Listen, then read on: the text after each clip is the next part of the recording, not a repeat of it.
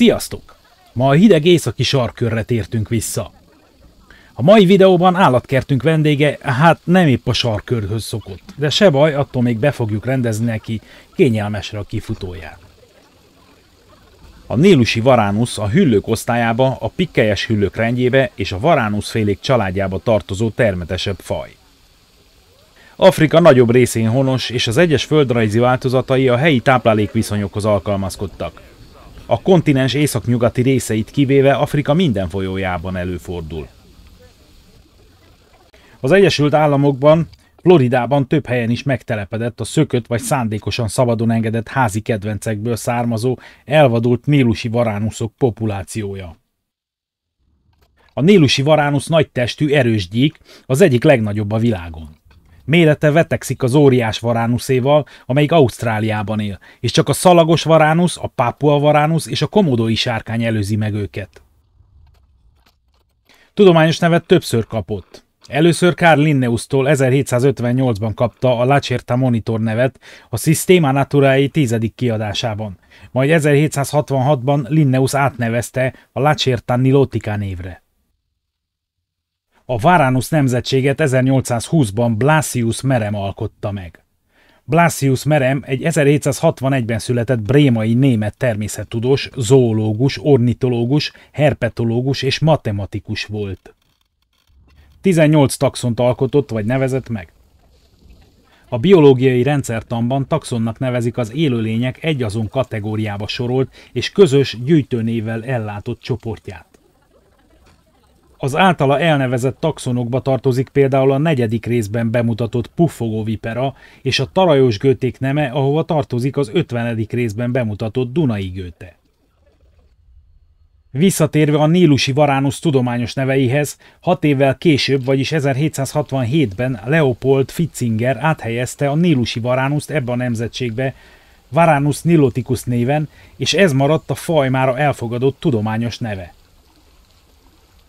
Az 1802-ben Bécsben született Leopold Fitzinger, teljes nevén Leopold Joseph Franz Johann Fitzinger, korabeli magyaros nevén Fitzinger Leopold osztrák zoológus volt. Nagy természetbarát és a botanika elkötelezett híve volt. Ő volt a fővárosi állat- és növénykert alapítója. Zoológiai szakmunkákban nevének rövidítése Fitzinger. A közvélemény azonban nem szívesen látta az állatkert élén, mert idegennek számított Budapesten. Emiatt a tisztséget csak rövid ideig látta el, mert a nyitás előtt lemondott és utódaként Szántusz János nevezték ki igazgatónak. A nyugati erdőségekben élő populációkra néha külön fajként tekintenek, Varanus stellatus néven, néha pedig alfajként, és pedig Varanus niloticus stellatus néven. Mivel a nyugat-afrikai nílusi varánuszra külön fajként tekintenek, a nílusi varánusznak 2 fő kládja van. Egy széles körben elterjedt klád Dél-, Közép- és Kelet-Afrika nagy részén, valamint Nyugat-Afrika partvidékén. A másik kládba tartoznak a Száhelövön élő egyedek Malitól Etiópiáig és a Nílus régiók varánuszai. A kladisztikában élőlények olyan csoportját nevezzük kládnak, melyek egyetlen közös ősből és annak valamennyi leszármazottjából állnak. Farka oldalt kissé összenyomott, előső fogai kúposak, a hátsó koronája tompa, hossza elérheti a 244 cm-t, tömege a 20 kg-ot. A fiatal példányok feketék, a teljes testüket beborító halványsárga kerek pettyekkel. A fej karcsú, különösen a hímeknél, de kifejlett korban tompává válik. A kifejlett példányok esetén sötét sárgás-zöld, esetleg szürke, fekete vagy barna alapszínen kerek sárga foltok rendeződnek haránc sorokba, köztük szabálytalanul elszórt fekete pontokat találhatunk. Farkán sárga gyűrűk követik egymást, sárga hasát pedig fekete haráncsávok tarkítják. A nemük megállapítása nehéz, de általában a hímek feje szélesebb, a faroktövük megvastagodott és nagyobb testűek. Gyakran viszont csak a nemi szerv kinyomásával lehet biztosan megállapítani. A nílusi varánusz 10-15 évig él. A parton mozdulatlanul sütkérezik, mint a krokodil. Általában a part közelében tanyázik, de alkalmanként kilométerekre is eltávolodhat tőle. Vízimádó faj, veszély elől gyakran a vízbe menekül, és akár egy óráig is kibírja a víz alatt. Nem csak apró emlősökre és madarakra, hanem fiatal teknősökre és békákra is vadászik. Ugyanakkor kifosztja a parti madarak fészkeit, a galambducokat és a tyúkolakba is ellátogat, ahol teheti. Megeszi a krokodiltojásokat és a fiatal krokodilokat is. Emiatt az Amerikában elszaporodott populációk negatív hatással vannak a Mississippi aligátorra és a hegyesórú krokodilra. Állítólag miattuk a Lee megyei Kép korában nagy arányban tűnnek el a házi kedvencek és a kóbormacskák. Húsáért és tojásaiért Afrika sok helyén intenzíven vadásszák, csak a mohamedánok tartják tisztátalannak, olyannyira, hogy még a tojásait sem eszik meg. Az egyenlítőhöz közelről származó példányok egész évben párosodhatnak, de a dél-afrikaiak főleg júniusban és júliusban szoktak.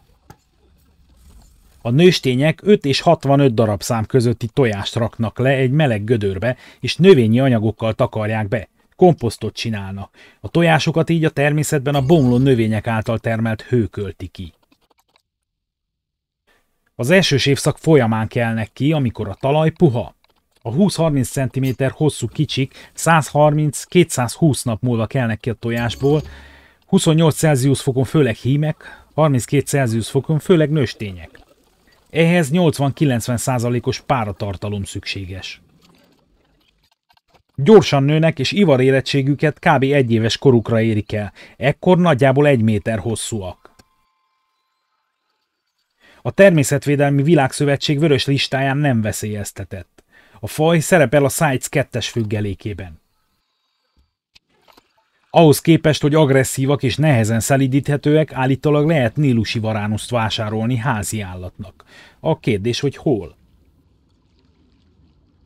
Tartásuk nem egyszerű, pont azért, mert agresszívá válnak, és elég erős a harapásuk. Védekezésképp erős farkukkal is tudnak fájdalmas ütéseket bevinni. Veszélyes állatnak minősül, ezért tartáshoz a helyi önkormányzat jegyzőjének engedélye szükséges. Vigyázzat! Ha kisebb koruktól foglalkozunk velük, állítólag megszelidülnek. Egyesével kell őket tartani, mert gyakran a hímek és a nőstények nem férnek meg egymás mellett. Otthoni tartásban rákcsálókat, rovarokat, konzerv macska eledelt, szárnyasokat és főtt tojást adhatunk nekik, heti 3-4 alkalommal. Meg vitaminport, bár a tojáshéj remek kálciumforrás. Egyszer egy dél-afrikai állatmentő szervezetet azért riasztottak, mert egy dubani benzinkút nyilvános WC-jébe bejutott egy nílusi varánusz, és ezt kellett eltávolítsák. Szegény állat nem tudta, hogy épp meg akarják menteni, és kétségbe esetten próbálta saját magát menteni, ezzel nem kis fájdalmat okozva a megmentőjének. Végül mégis sikerült befogni és szabadon engedni. Képzeld el, ahogy belépsz egy benzinkút mosdójába, és szembenéz veled egy 2 méteres varánusz. Én meglepődnék, az biztos. Kommentben írd meg, te mit tennél, ha ez veled történne. Ne feledd a like gombot megnyomni. Ha tetszett, és ha még nem tetted, iratkozz fel, és kapcsold be az értesítéseket. Ha már megtetted, köszönöm neked, és azt is köszönöm, hogy megnézted ezt a videót. Legyen szép napod!